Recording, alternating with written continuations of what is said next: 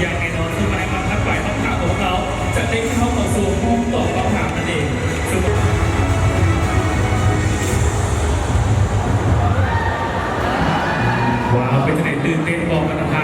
สำหรับพิธีกรคงตื่นเต้นและรุ่นไปพร้อมกันว่าอยากพูดถึงตัวผู้นี้น้องนางสาวผู้ใดที่จะได้ครองตำแหน่งส่วนคุณค่านั้นก็คือตำแหน่งนางสาวส่วนเขาพระประจำปี2025นั่นเองและนี่ก็คือคำถามและขอเสียงตัวผู้ใดอีกครั้งหนึ่งให้กำลังใจน้องนางสาวเตือน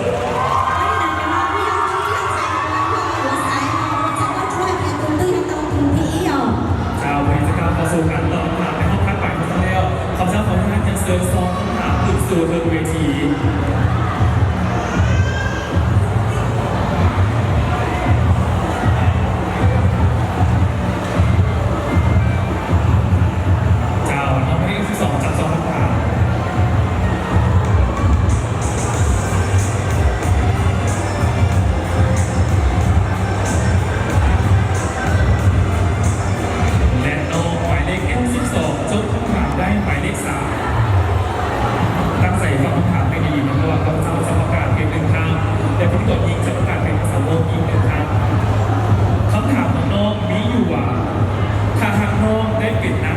สุขภาพโลกลาวประจำปี2025น้องปักจะปฏิบัติแนวใดต่อสังคมเรารู้เหมือนกันเดียที่พวกเราแต่ว่าไม่ถึงใช้ก็ว่านะเราสามารถจะนำที่นั่นเองก็อยู่บริจาคเราเป็นชิ้นนั่งยองตำแหน่งนักศึกษาสมาคมประจำปี2025นี้น้องจะเป็นแบบอย่างที่ดีให้แก่สังคมให้แก่รุ่นน้องให้แก่น้องๆที่กำลังเติบโตขึ้นมาเพราะน้องเชื่อว่าการที่เราจะเป็นนักศึกษานั้นบ่แม่นว่าจะงามเด้ผู้งามภายนอกการที่เขาจะเป็นนักศึกษานั้นต้องงามในภายในจิตใจออกสู่ภายนอกย้อนแต่คนเราใส่เดียน这给我们有过一点更说只有一点没有用到的没有经过时没有主动到能帮我们真的话要一点不到在มันเป็นของใช้กันจนเราชมนอง有一度我中他们有ใช้มงจะไปจมมงตัวกับเป้าว่าเจ้าของใจชาวบอกใจเสียงตรงเลยกับเป็นเลข12เรียนไปถึงใจได้หรอและขอเสนอหมายเลข3ไปเขาจะตรงจุดสีเลยหรอ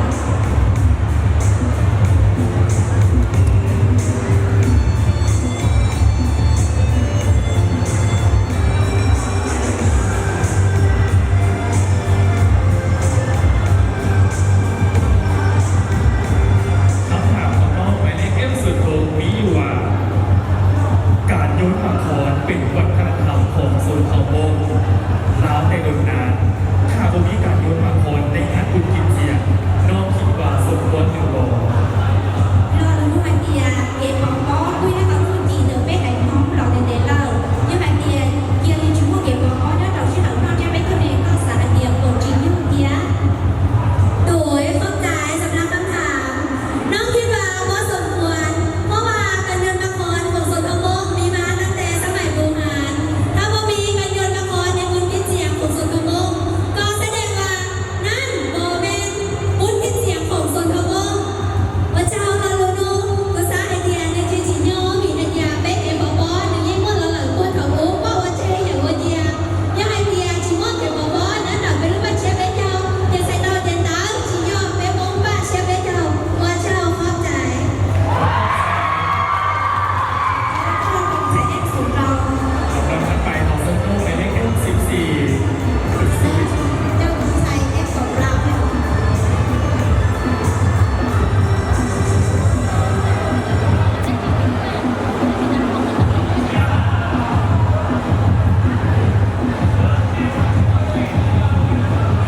คำถามของน้องมีอยู่ว่าน้องมีความคิดเห็นแนวใดต่อการประกวดนางสาวชนเผ่ามงลาวเรารู้ไหมเดียก็พวกเก๋บริจาคเราเก๋ชื่อคุณใช้ต้นชัวเติร์ดให้นึกของเราใจสำคัญค่ะแต่ว่าน้องแล้วน้องคิดว่าการประกวดของนักสาวชนเผ่ามงลาวเป็นกิจกรรมหนึ่งที่มีหลายที่ให้น้องๆนักสาวชนเผ่ามงได้มาแสดงความสามารถและโชว์ศักยภาพให้เห็นว่านักสาวชนเผ่ามงลาวก็มีเส้นกันภาษา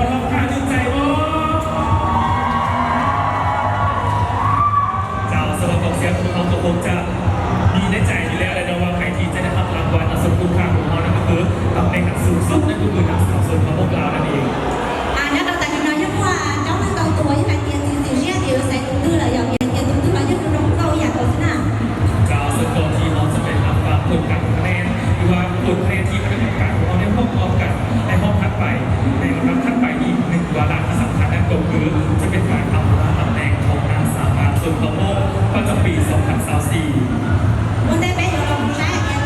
tao chạy nó còn chạy nó thuê đầu nhiều mà giờ thì bé vừa là trái cũng xài luôn tao là làm luôn tao được เจ้า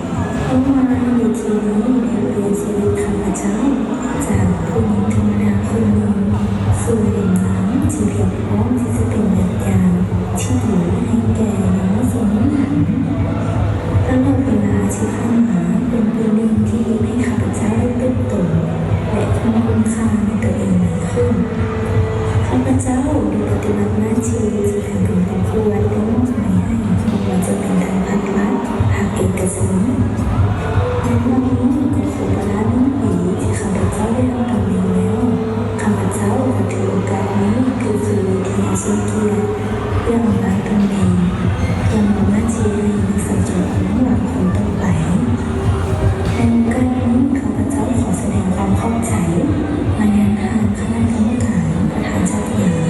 วิศวกร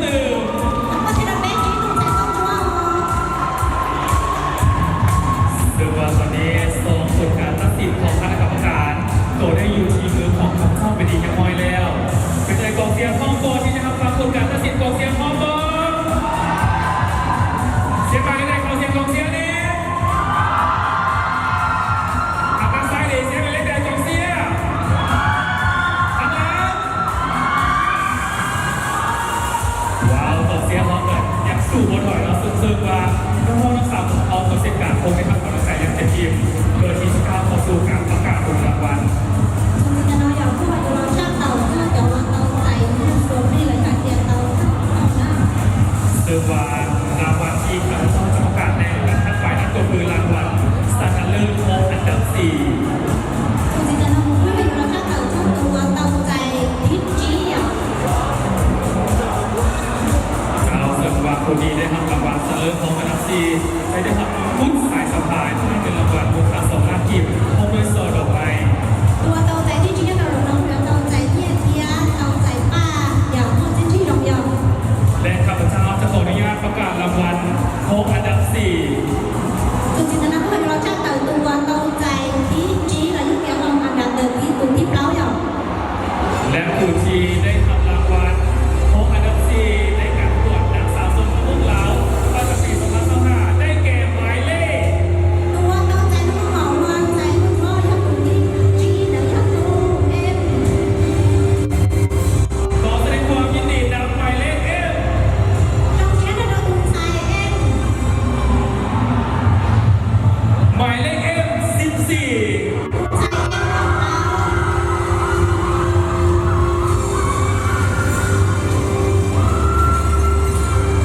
และเป็นเกียรติมอบรางวัลโดยทางดรส้มไทยส้มประธานประกวดนางสาวสมทบลาวประจำปี2025ให้เกียรติมอบรางวัลของยินเสิร์ต เอาเจ้า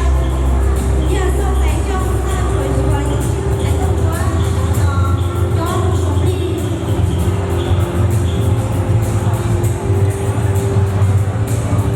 ดาวเป็นเกียรติเป็นของรางวัลในครั้งนี้โดยทางดรส้มไทยส้มให้เกียรติขึ้นสู่เวทีด้วยดาวเพิ่มของรางวัลให้กับน้องสมรุ่นอันดับ 4 ของเราได้แก่หมายเลข F 14นั่นเอง เอาเจ้าอย่าส่งแสงจ้องหน้าสวยสวยอันนี้เป็นสายที่ต้องรู้อย่างเราจะสมดีจะไม่เป็นใจเอ็มของเรา ครับสำหรับผู้ที่เสนอรางวัลอันดับ 4 ได้แก่หมายเลข F 14ก็คือนางฟ้านายาจากดาวพระศุกร์เวียงจันทร์ ใจเอ็มของเราผู้ยังใจตั้งใจยากผู้ก็เอาตัวจังเพียงจังตัว ซึ่งจะได้รับผลกุ้นสายสะพายห้องเงินรางวัลมูลค่า2 ล้านกีบ ผู้ยังตั้งใจผู้ชมดีหนักออรันดีทุกดอกฟ้ามาต่อเทียยอ บ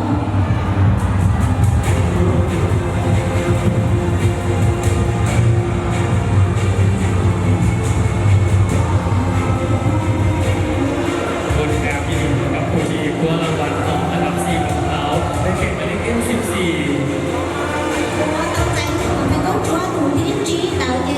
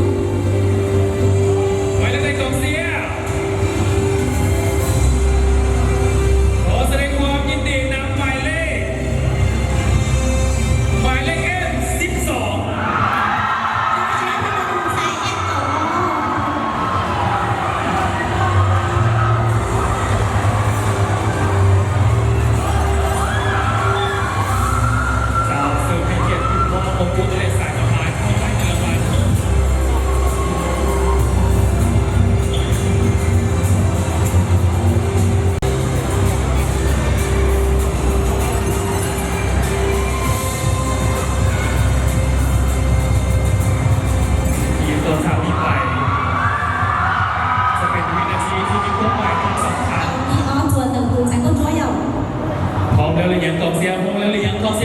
ยเน่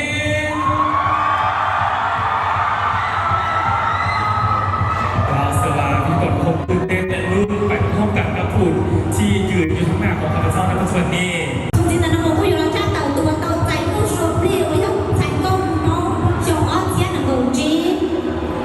เสิร์ฟผู้ที่ชนะเลิศรางวัลนักสาวส่วนข้าวมุ้งประจำปี 2025 ได้แก่หมายเลข